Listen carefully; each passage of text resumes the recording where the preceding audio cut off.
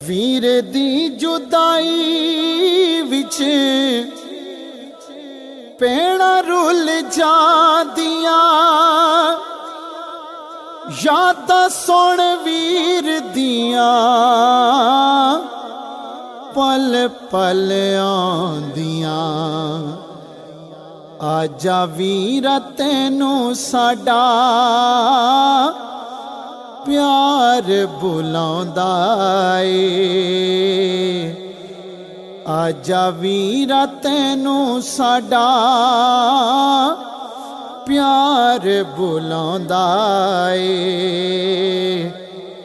खिच सीने पैंदी ए ते दिल बड़ा रोंदा ए। खिच सीने पैंदी ए ते दिल बड़ा रोंदा ए।